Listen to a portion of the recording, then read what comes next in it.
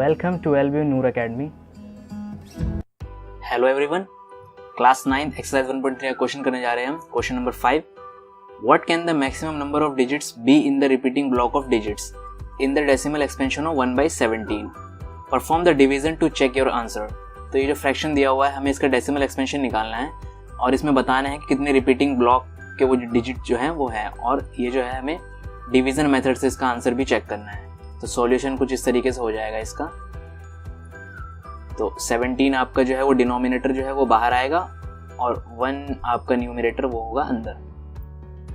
तो इसमें हमें पॉइंट लगाना पड़ेगा, 0 लेना पड़ेगा क्योंकि ये 1 जो है वो छोटा होता है। तो यहाँ पे एक 0 आ गया, अभी भी छोटा है। 17 जो है वो बड़ा हो गया 10 से, तो एक और 0 लगा के हम यहाँ पे एक और 0 लगा सकते हैं। तो अब ये 100 हो गया। अब 17 के टेबल में 100 नहीं आता, तो 100 से कम पे हम लेंगे। तो 100 से कम पे आपको जो है वो 5 टाइम्स पे मिल जाएगा। तो 17 5 होता है 85 माइनस करेंगे हम। तो इसमें जब हम माइनस करेंगे तो 10 में से 5 के तो 5, 9 में से तो 15 हो जाएगा। फिर यहाँ पे पॉइंट लगा हुआ है, फिर से हम 0 ले सकते हैं।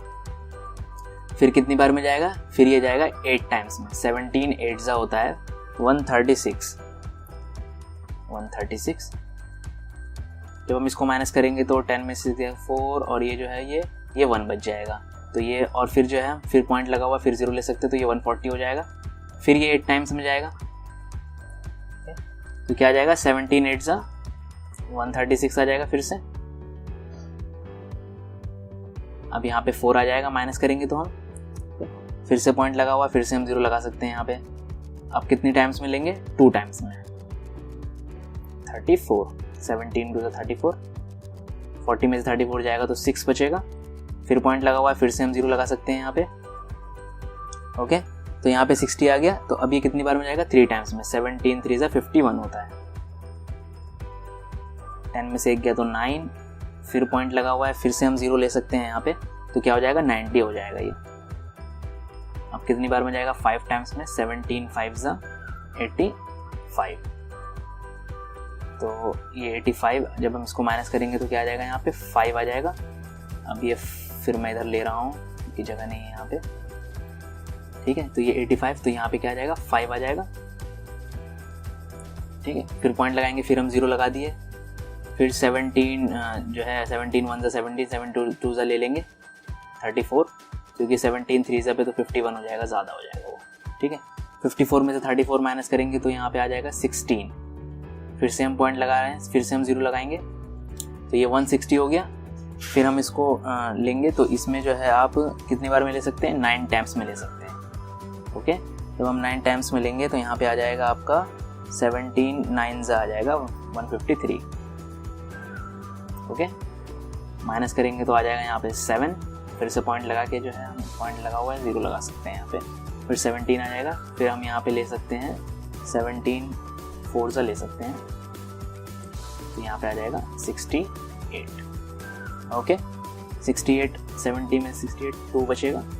फिर यहाँ पे पॉइंट लगा हुआ है, फिर हम 0 लगाएंगे। 17 1 17, तो 20 में से 17 गया तो आपका 3 बचेगा। फिर यहाँ पे हम 0 लगाएंगे, फिर से 30 हो जाएगा। फिर 17 1 17 हम करेंगे फिर से। ओके, फिर यहाँ पे आ जाएगा 3 आ जाएगा। ओके, तो अब ये मैं फिर से आगे ले रहा हूँ ऊपर, तो ये 3 था। अब पॉइंट लगा हुआ है, फिर से हम 0 लगाएंगे। अब यहाँ पे हम ले सकते हैं 17 1 17, तो ये तो आपका जो है वो 30 आ गया था। तो यहाँ पे आपका एक और 1 आएगा, 2 में से 1 गया तो 1, ये 1 भी आएगा, तो यहाँ पे 130 हो जाएगा। ये 1 मिस हो गया था यहाँ पे, तो ये 130 हो गया। तो यहाँ पे जो है आपका 130 जो है, अब उससे कम पे हम लेंगे, तो यहाँ पे 17 7 जो है आपका होता है 119।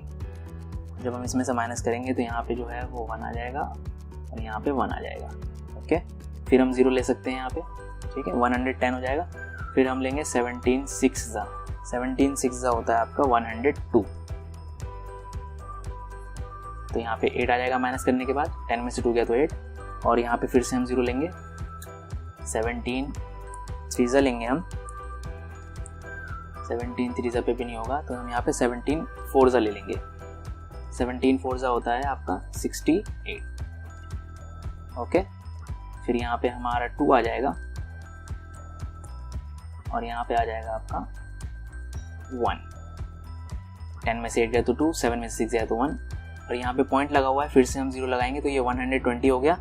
अब यहाँ पे जो है हम लेंगे 17 7 ज़ा 119,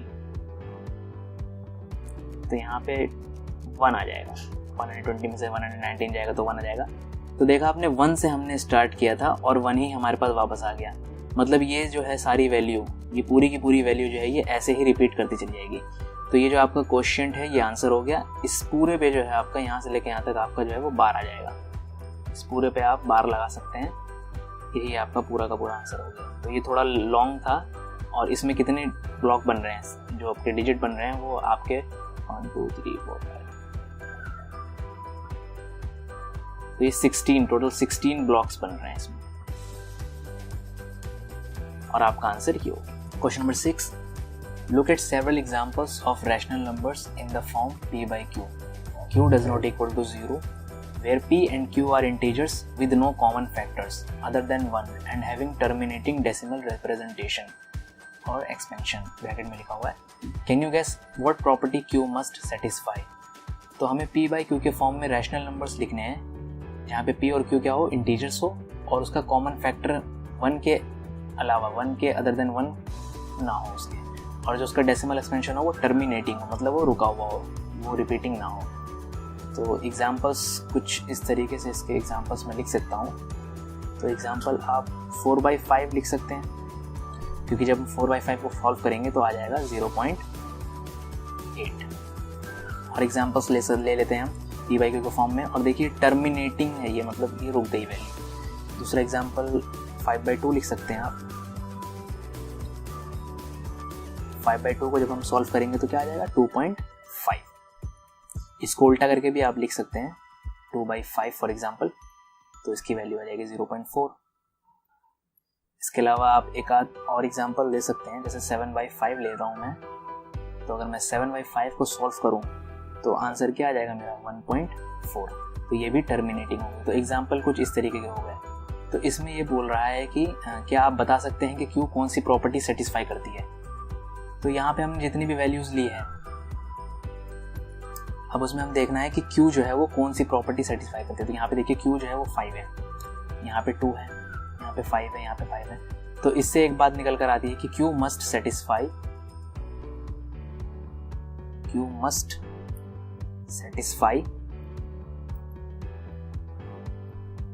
द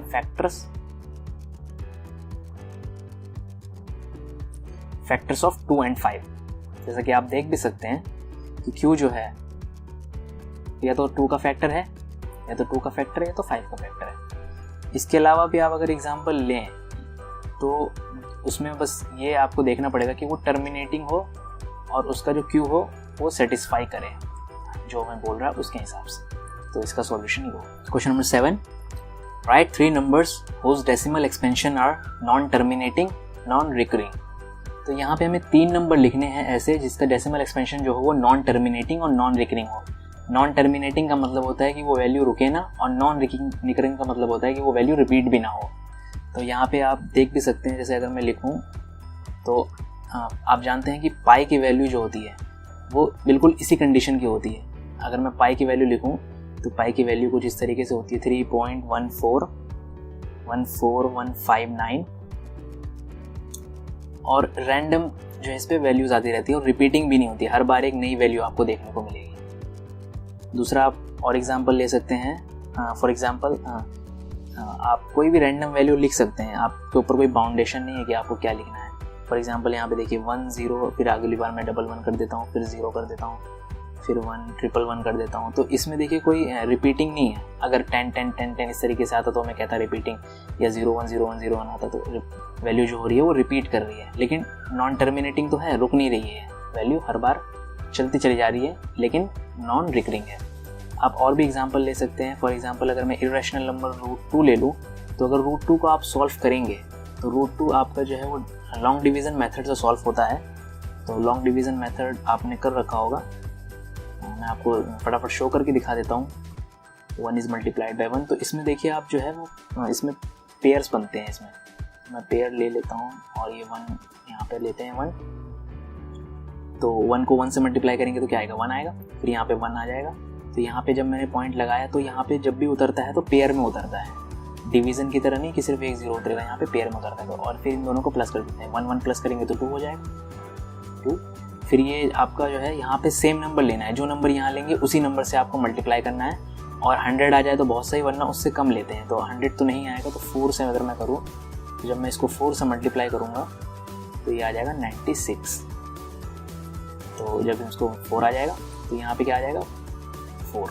जब इसको आप फर्दर और सॉल्व करते चले जाएंगे तो यहाँ पे फिर से 1 आ जाएगा, फिर 4 आ जाएगा। तो इस तरीके से चलता चला जाएगा। तो वैल्यू क्या आ जाएगी 1.414, और वैल्यू जो है वो रैंडमली आती रहेगी वैल्यू, अगर आप इसको फर्दर सॉल्व करेंगे।